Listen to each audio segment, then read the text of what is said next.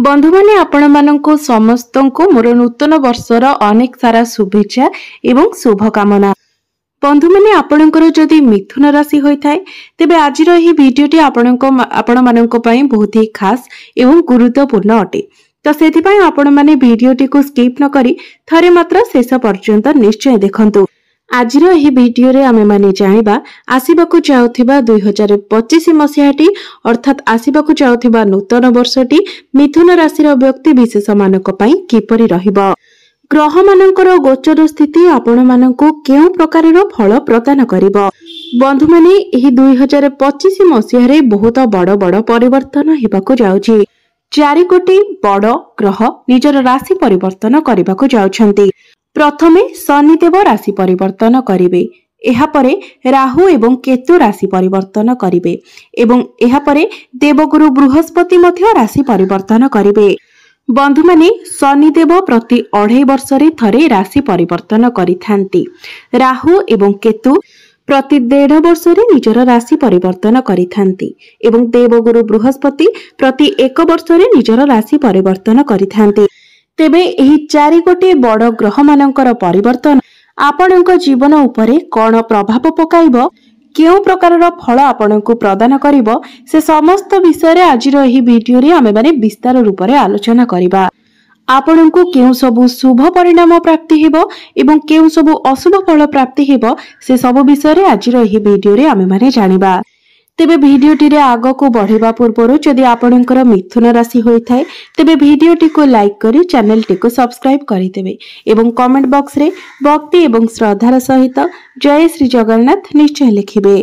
तेबे बंधु माने आसंतो आरंभ करिबा आजिर एही कार्यक्रमटी को जहाकी जन्म राशि एवं चंद्र राशि उपरे आधारित अटे। तेबे आसंतो जानिबा एही वर्ष 2025 टी मिथुन राशि व्यक्ति विशेष मानक पई किपरि रहिबो।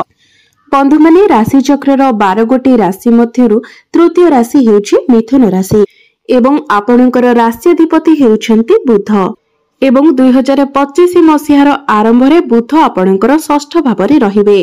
आपणकर द्वितीय भाव रे मंगल विराजमान रहिबे, चतुर्थ भाव रे केतु विराजमान रहिबे, सप्तम भाव रे सूर्य विराजमान रहिबे, आपणकर नवम भाव रे शनि एवं शुक्र विराजमान रहिबे, दशम भाव रे राहु विराजमान रहिबे एवं आपणकर द्वादश भाव रे देवगुरु बृहस्पति विराजमान रहिबे। तो एहा होछि जनवरी 2025 रो ग्रह मानकर अवस्थिति। एहा परे 30 मार्च को शनिदेव आपणकर भाग्य भावरु बाहरी आपणकर कर्म भाव अर्थात आपणकर क्यारियर भाव को चलन करिवे अर्थात मीन राशि को चलन करिवे। 15 मई को देवगुरु बृहस्पति आपणकर द्वादश भाव को छाड़ी आपणकर लग्न भाव को चलन करिवे, मिथुन राशि को चलन करिवे। 18 मई को राहु आपणकर मीन राशि को छाड़ी अर्थात आपणकर क्यारियर भाव को छाड़ी आपणकर भाग्य भाव को चलन करिवे एवं केतु सिंह राशि को चलन करिवे अर्थात आपणकर तृतीय भाव को चलन करिवे। तो सर्वप्रथम आसंतु जानिबा देवगुरु बृहस्पतिंकर चलन आपणक जीवन रे केउ भली प्रभाव पकाइबो। तेबे 15 मई को देवगुरु बृहस्पति आपणकर राशि को चलन करिवे। पूरा 12 वर्ष परे गुरु आपणकर प्रथम भाव को चलन करिवे। तो 15 मई परर समय आपणक पई बहुत शुभमय रहिछि। मात्र 15 मई पूर्वरु देवगुरु बृहस्पति आपणकर द्वादश भाव रे रहिबे। तो एही समय अवधि मध्यरे आपणकर स्वास्थ्य को नेकी वैवाहिक जीवन को नेकी किछि समस्या देखा देई पारे। एहा सहित आपणकर क्यारियर रे मध्य किछि समस्या देखा देई पारे। आपण माने निश्चय अनुभव करिथिबे जे पूर्व 1 वर्ष भितरे आपणकर निश्चित भाव रे अधिक खर्च होइछि। हठात करी आपणकर किछि बड़ खर्च होइथिबो, वैवाहिक जीवन रे समस्या सृष्टि होइथिबो, आपणकर क्यारियर रे मध्य समस्या देखा देइथिबो कारण गुरु आपणकर द्वादश भाव रे अछंती। द्वादश भावटी को कुंडली रे अशुभ बोली माना जायथाय। आपण एही समय रे कोनोसी नुआ नुआ लोकंक सहित निश्चय मिसिथिबे, चिन्ह परिचित मध्य होइथिबे। एठारे गुरु बसे आपणको बहुत अधिक ट्रैवल कराइथिबे, आपण विदेश यात्रा मध्य करिथिबे एवं 15 मई पूर्वरु आपणकर वैवाहिक जीवन रे ताळमेळ रे टिके कम देखा देई पारे। वैवाहिक जीवन रे टिके समस्या देखा देई पारे, क्यारियर रे मध्य टिके समस्या देखा देई पारे। तो ए सब प्रति आपण टिके ध्यान देबे। आपणकर हठात करी कोनोसी बड़ खर्च हो पारे, खर्चरे वृद्धि देखा दे पारे। तो एभली परिस्थिति 15 मई पर्यंत रहिबो। मात्र 15 मई परे गुरु जेतेबेले आपणकर प्रथम भावको चलन करिवे, आपणकर लग्न भावको चलन करिवे एवं पूरा वर्ष आपणकर लग्न भावरे ही रहिबे। गुरु आपणकर पंचम भाव, सप्तम भाव एवं नवम भाव को देखिबे। बंधु माने पूरा 12 वर्ष परे आपणक पई एई भली शुभ समय आसीछि जे गुरुदेव आपणकर राशि को आसीछंती, जहाँकि आपणक पई अत्यंत शुभ अटे। गुरु आपणकर प्रथम भावरे बसी आपणकर ज्ञान को बढ़ाइबे, आपणकर मैच्योरिटी लेवल को बढ़ाइबे, आपण सामाजिक कार्यकलाप रे मन देबे, आपण धार्मिक पथरे अग्रसर हेबे, धार्मिक कार्य रे आपणकर मन बळिबो एवं कोनोसी धार्मिक स्थान को मध्य आपण यात्रा करि पारंती। समाज रे आपणकर मान सम्मान बढ़िबो, आपणकर पद प्रतिष्ठा बढ़िबो, आपण आध्यात्मिकता आडको गति करिवे। तो गुरु आपणकर प्रथम भावरे बसी आपणकर पंचम भाव को देखिबे। तो आपण माने जदि संतान पई प्लानिंग करूछंती तो एही समयटी आपणक पई बहुत शुभमय रहिबो। जो माने संतानर कामना करुथिले सेमानंकु संतान सुख प्राप्ति हेबो। फैमिली प्लानिंग बाई 15 मई परर समय आपणक पई बहुत शुभमय रहुछि। आपणकर प्रेम जीवन पई मध्य बहुत भल समय अटे। आपणकर प्रेम जीवन रे पूर्वरु जहाबे किछि समस्या थिला, एही 15 मई परे आपणकर सबु समस्या दूर होई जिवो। आपणकर प्रेम जीवन रे आपणक मध्य रे भल पाइबा बढ़िबो, आपणक मध्य रे अंडरस्टैंडिंग बढ़िबो। पंचम भावटी शिक्षार भाव मध्य होई थाए। तो विद्यार्थी मानको पाई मध्य 15 मई परर समय बहुत भल रहुछि।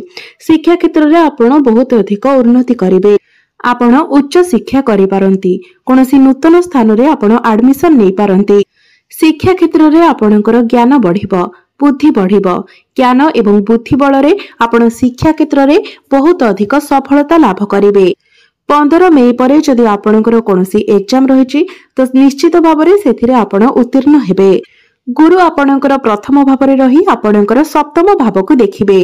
सप्तम भावटी आपणकर वैवाहिक जीवनर भाव होइथाय, जीवन साथीर भाव होइथाय एवं पार्टनरशिप र भाव होइथाय। आपणकर डेली इनकम रो मध्य भाव होइथाय।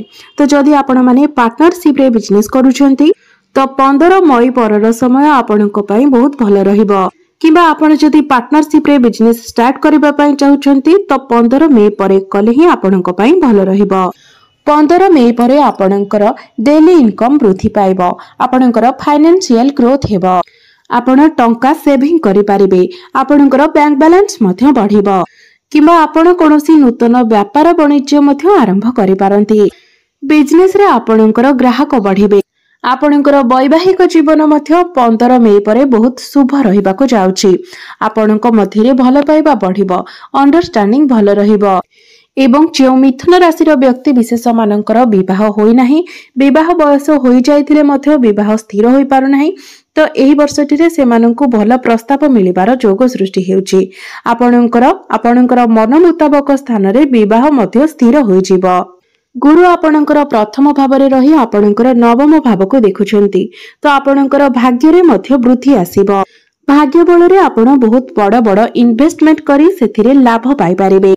कोनोसी बड़ कार्यर आरंभ मध्य करि पारिबे, कोनोसी जानवाहन किबा प्रॉपर्टी मध्य किनि पारिबे। एबे आसंतु जानिबा शनिकर चलन आपणक उपरे केभली प्रभाव पकाइबो। बंधु माने शनिदेव आपणकर नवम भावरु बाहरी आपणकर दशम भाव को चलन करिवे। तो 30 मार्च को शनिदेव जेतेबेले आपणकर कैरियर भाव को चलन करिवे, तो जेतेबेले शनिदेव आपणकर कैरियर भाव को चलन करिवे सेतेबेले आपणकर कैरियर रे उन्नति आसीबो। आपण आपणकर कैरियर क्षेत्र रे बहुत अधिक उन्नति करिवे, मात्र आपणको टिके अधिक परिश्रम करबाको पड़िबो। आपण जदि परिश्रम करंती तो निश्चित रूप से आपनको सफलता मिलिबो, कारण आपण माने जानती शनिदेव हेउछंती कर्मर कारक ग्रह। तो आपनको शनिदेव जेहेतु आपणकर कैरियर भाव में विराजमान अछंती, तो शनि निश्चित भाव में आपनको परिश्रम कराइबे। 30 मार्च ठारू आगामी 2.5 वर्ष पर्यंत शनि आपणकर नवम दशम भाव में ही रहिबे। तो आपणकर कैरियर रे बहुत बड़ परिवर्तन आसीबार अछि। कैरियर रे आपण बहुत अधिक उच्च स्थान को जाई पारंती। कैरियर को लेके एही समय आपण बहुत अधिक व्यस्त रही पारंती। ଆପଣଙ୍କ ପାଖକୁ ବହୁତ ଗୁଡ଼ିଏ କାମ ମଧ୍ୟ ଆସିପାରେ। ଆପଣଙ୍କ ଉପରେ କାର୍ଯ୍ୟଭାର ବଢ଼ିପାରେ। ମାତ୍ର ପ୍ରତ୍ୟେକ କାର୍ଯ୍ୟଗୁଡ଼ିକୁ ଆପଣ ବହୁତ ସୁଚାରୁ ରୂପରେ କରିପାରିବେ। ଆପଣଙ୍କୁ ଉପର ଅଫିସରଙ୍କର ସପୋର୍ଟ ମଧ୍ୟ ମିଳିବ ଏବଂ ଯେଉଁ ବ୍ୟକ୍ତିବିଶେଷ ମାନେ ଚାକିରିର ଅପେକ୍ଷାରେ ଥିଲେ ସେମାନଙ୍କୁ ଏହି ବର୍ଷ ଚାକିରି ମିଳିବାର ମଧ୍ୟ ବହୁତ ଅଧିକ ସମ୍ଭାବନା ରହୁଛି। ତ ଆପଣମାନେ ଚାକିରି ପାଇଁ ନିଜର ଚେଷ୍ଟା ଜାରି ରଖିବା ଉଚିତ। ଆପଣଙ୍କୁ ଗୋଟିଏ ସ୍ଥାୟୀ ଚାକିରି ମଧ୍ୟ ମିଳିପାରେ। କୌଣସି MNC କମ୍ପାନୀରୁ ମଧ୍ୟ ଆପଣଙ୍କୁ ଚାକିରିର ଅଫର ଆସିପାରେ ଏବଂ ଆପଣ ଆପଣଙ୍କର କ୍ୟାରିୟରକୁ ନେଇକି ବିଦେଶ ଯାତ୍ରା ମଧ୍ୟ କରିପାରନ୍ତି। ଇମ୍ପୋର୍ଟ ଏକ୍ସପୋର୍ଟର କାର୍ଯ୍ୟ କରୁଥିବା ବ୍ୟକ୍ତିମାନଙ୍କୁ ବହୁତ ଅଧିକ ସଫଳତା ମିଳିବ। କନଷ୍ଟ୍ରକ୍ସନର କାମ, ତେଲର କାମ, ଲୁହା ଜାତୀୟ କୌଣସି ଜିନିଷର କାମ, ଟେକ୍ନିକାଲ କ୍ଷେତ୍ରରେ କିମ୍ବା ଇଞ୍ଜିନିୟରିଂ ଲାଇନରେ କାମ କରୁଥିବା ବ୍ୟକ୍ତିମାନଙ୍କୁ ବହୁତ ଅଧିକ ସଫଳତା ମିଳିବ। ଆପଣ ଏହି ସମୟରେ ନୂଆ ନୂଆ କାର୍ଯ୍ୟରେ ମଧ୍ୟ ହାତ ଦେଇପାରନ୍ତି। ଆପଣଙ୍କ ପାଖକୁ ନୂଆ ନୂଆ କାମ ମଧ୍ୟ ଆସିପାରେ। ତେବେ ଏବେ ଆସନ୍ତୁ ଜାଣିବା ରାହୁ ଏବଂ କେତୁ ରାଶି ପରିବର୍ତ୍ତନ କରି ଆପଣଙ୍କୁ କେଉଁଭଳି ଫଳ ପ୍ରଦାନ କରିବେ। 18 ମେକୁ ରାହୁ ଆପଣଙ୍କର କର୍ମ ଭାବରୁ ବାହାରି ଆପଣଙ୍କର ଭାଗ୍ୟ ସ୍ଥାନକୁ ଚଳନ କରିବେ ଏବଂ କେତୁ ଆପଣଙ୍କର ଚତୁର୍ଥ ଭାବରୁ ବାହାରି ଆପଣଙ୍କର ତୃତୀୟ ଭାବକୁ ଚଳନ କରିବେ। ତ 18 ମେ ପର୍ଯ୍ୟନ୍ତ ରାହୁ ଆପଣଙ୍କର କ୍ୟାରିୟର ଭାବରେ ବସି ଆପଣଙ୍କୁ ବହୁତ ଚାଲାକ ଚତୁର ବନାଉଛନ୍ତି। ଆପଣଙ୍କର ମାଇଣ୍ଡକୁ ମଧ୍ୟ ସାର୍ପ ବନାଉଛନ୍ତି। ବନ୍ଧୁମାନେ 18 ମେରୁ ନେଇ ପୂର୍ବ 1.5 ବର୍ଷ ଭିତରେ ରାହୁ ଆପଣଙ୍କର କ୍ୟାରିୟର ଭାବରେ ରହି କିଛି ନା କିଛି ପରିବର୍ତ୍ତନ ନିଶ୍ଚିତ ରୂପରେ ଆଣିଥିବେ। ଆପଣଙ୍କ ପାଖକୁ ନୂଆ ନୂଆ କାମ ଆସିଥାଇପାରେ। ଆପଣଙ୍କର ନୂଆ ନୂଆ ଲୋକଙ୍କ ସହିତ ଭେଟ ହୋଇଥାଇପାରେ। ଆପଣଙ୍କ କ୍ୟାରିୟର କ୍ଷେତ୍ରରେ ଆପଣଙ୍କୁ ଆକସ୍ମିକ ଲାଭ ମଧ୍ୟ ପ୍ରାପ୍ତି ହୋଇଥାଇପାରେ। ଆପଣ ସମସ୍ତ କାର୍ଯ୍ୟକୁ ବହୁତ ଚାଲାକ ଏବଂ ଚତୁର ଭାବରେ କରିପାରିଥିବେ। ଟେକ୍ନିକାଲ କ୍ଷେତ୍ରରେ ଆପଣ ବହୁତ ଅଧିକ ଉଚ୍ଚ ସ୍ତରକୁ ଯାଇଥିବେ। ଆପଣଙ୍କର କାମ କରିବାର ଶୈଳୀରେ କିଛି ନା କିଛି ପରିବର୍ତ୍ତନ ନିଶ୍ଚିତ ଭାବରେ ଆସିଥିବ।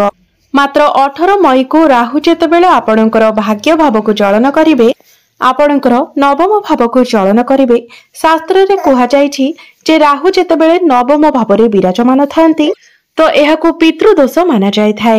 ତ 18 ମଇ ପରେ ଆପଣ ନିଜ ପିତାଙ୍କ ସହିତ ସମ୍ପର୍କ ଭଲ ରଖିବା ପାଇଁ ଚେଷ୍ଟା କରନ୍ତୁ, କାରଣ ଏହି ସମୟରେ ଆପଣଙ୍କର ପିତାଙ୍କ ସହିତ ଆର୍ଗୁମେଣ୍ଟ ହେବା ଭଳି ପରିସ୍ଥିତି ଆସିପାରେ। ନିଜ ପିତାଙ୍କୁ ଆପଣ ଅପମାନ ଦେଲା ଭଳି କୌଣସି କଥାବାର୍ତ୍ତା କରନ୍ତୁ ନାହିଁ। ପିତାଙ୍କୁ ତରବରିଆ ଭାବରେ ଆପଣ କୌଣସି ଡିସିସନ ନିଅନ୍ତୁ ନାହିଁ। ରାହୁ ଆପଣଙ୍କର ନବମ ଭାବକୁ ଆସିଲେ ଆପଣଙ୍କର ପିତାଙ୍କ ସହିତ କୌଣସି କଳି ଝଗଡ଼ା ଉତ୍ପନ୍ନ କରାଇଥାନ୍ତି। ଆପଣଙ୍କ ମଧ୍ୟରେ ବୈଚାରିକ ମତଭେଦ ଦେଖା ଦେଇଥାଏ। ବନ୍ଧୁମାନେ, ଭାଗ୍ୟ ସ୍ଥାନକୁ ରାହୁଙ୍କର ଆସିବା ଏତେ ଭଲ ବୋଲି ବିଚାର କରାଯାଇନଥାଏ। ଏହି ସମୟରେ ଭାଗ୍ୟ ଆପଣଙ୍କର ପୂର୍ଣ୍ଣ ମାତ୍ରାରେ ସାଥ ନ ଦେଇପାରେ। ଯେଉଁ କାର୍ଯ୍ୟ ଆପଣଙ୍କର 2 ଦିନରେ ହେବା କଥା ସେହି କାର୍ଯ୍ୟ ପାଇଁ ଆପଣଙ୍କୁ 10 ଦିନ ମଧ୍ୟ ଲାଗିପାରେ। ତ ଭାଗ୍ୟ ସ୍ଥାନରେ ରାହୁ ବସି ରାହୁ ଆପଣଙ୍କର ଭାଗ୍ୟକୁ କମଜୋର ବନାଇ ପାରନ୍ତି। କେତୁ ମଧ୍ୟ ଆପଣଙ୍କର ତୃତୀୟ ଭାବକୁ ଚଳନ କରିବେ। ତ କେତୁଙ୍କର ତୃତୀୟ ଭାବକୁ ଚଳନ କରିବେ ଆପଣ ଏହି ସମୟରେ ଅନଲାଇନ କ୍ଷେତ୍ରରେ କିମ୍ବା ଡିଜିଟାଲ କ୍ଷେତ୍ରରେ ବହୁତ ଅଧିକ ଆକ୍ଟିଭ ରହିବେ। ଏହି ସମୟରେ ଆପଣ ବହୁତ ଅଧିକ ଧାଁ ଦୌଡ଼ କରିପାରନ୍ତି। ବହୁତ ଟ୍ରାଭେଲ ମଧ୍ୟ ଆପଣ କରିପାରନ୍ତି। ମାତ୍ର ଏସବୁ ପରେ ମଧ୍ୟ ଆପଣଙ୍କ ମଧ୍ୟରେ ଅସନ୍ତୁଷ୍ଟି ରହିବ। ଅନଲାଇନ କାମକୁ ନେଇ ଆପଣ ଅସନ୍ତୁଷ୍ଟ ରହିପାରନ୍ତି। ବନ୍ଧୁମାନେ, କେତୁ ହେଉଛନ୍ତି ଅସନ୍ତୁଷ୍ଟର ଗ୍ରହ। ଆପଣ ଅନଲାଇନ କ୍ଷେତ୍ରରେ, ଡିଜିଟାଲ କ୍ଷେତ୍ରରେ, ବ୍ୟାଙ୍କିଙ୍ଗ କ୍ଷେତ୍ରରେ, ମ୍ୟାନେଜମେଣ୍ଟ କ୍ଷେତ୍ରରେ, ଟ୍ରାଭେଲ ଆଣ୍ଡ ଟୁର କ୍ଷେତ୍ରରେ ବହୁତ ଅଧିକ ସଫଳତା ପ୍ରାପ୍ତି କରିଥିବେ। ମାତ୍ର ତାପରେ ମଧ୍ୟ ଆପଣଙ୍କ ମନରେ ଅସନ୍ତୁଷ୍ଟିର ଭାବନା ରହିବ। ଏହି ସମୟରେ ଛୋଟ ଭାଇ ଭଉଣୀଙ୍କ ସହିତ ମଧ୍ୟ ଆପଣଙ୍କର ସମ୍ପର୍କ ଭଲ ରହିନପାରେ। ତ ଏଥିପ୍ରତି ଆପଣ ଟିକେ ଧ୍ୟାନ ଦେବେ। ତେବେ ବନ୍ଧୁମାନେ, ଏହା ଥିଲା ବର୍ଷ 2025 ମସିହାଟି ମିଥୁନ ରାଶିର ବ୍ୟକ୍ତି ବିଶେଷ ମାନଙ୍କ ପାଇଁ କିପରି ରହିବ। ଏବେ ଆସନ୍ତୁ ଜାଣିବା କିଛି ପ୍ରତିକାର ବିଷୟରେ, ଯେଉଁ ପ୍ରତିକାର ଗୁଡିକ କରିବା ଦ୍ୱାରା ଏହି ବର୍ଷ ଆସୁଥିବା ଅଶୁଭତ୍ୱ ଗୁଡିକ ଆପଣଙ୍କର ଦୂର ହୋଇପାରିବ। ତେବେ ସର୍ବପ୍ରଥମେ ଆପଣ ବୁଧଙ୍କର ବୀଜ ମନ୍ତ୍ରର ଜପ ପ୍ରତ୍ୟେକ ଦିନ 108 ଥର ନିଶ୍ଚିତ ଭାବରେ କରନ୍ତୁ। ଏବଂ ରାହୁ ଯେହେତୁ ଆପଣଙ୍କର ଭାଗ୍ୟ ସ୍ଥାନକୁ ଆସୁଛନ୍ତି, ତ ସେଥିପାଇଁ ଆପଣ ରାହୁଙ୍କର ପ୍ରତିକାର ସ୍ୱରୂପ ପ୍ରତ୍ୟେକ ଦିନ ପକ୍ଷୀମାନଙ୍କୁ କିଛି ଖାଦ୍ୟ ଖାଇବାକୁ ଦିଅନ୍ତୁ, ଦାନା ଦିଅନ୍ତୁ ଏବଂ ପାଣି ପିଇବାକୁ ଦିଅନ୍ତୁ। ଏହା ସହିତ ପ୍ରତ୍ୟେକ ଦିନ ଆପଣ ବିଷ୍ଣୁ ସହସ୍ର ନାମର ପାଠ କରନ୍ତୁ। ଆପଣଙ୍କୁ ଶୁଭତ୍ୱ ପ୍ରାପ୍ତି ହେବ ଏବଂ ଆସୁଥିବା ସମସ୍ୟା ଗୁଡ଼ିକ ମଧ୍ୟ ଦୂର ହେବ। ତ ବନ୍ଧୁମାନେ 2025 ମସିହାଟି ଆପଣଙ୍କ ପାଇଁ ଶୁଭମୟ ଏବଂ ମଙ୍ଗଳମୟ ରହୁ। ଏହା ହିଁ ଈଶ୍ୱରଙ୍କ ନିକଟରେ ମୋର ପ୍ରାର୍ଥନା। ଧନ୍ୟବାଦ।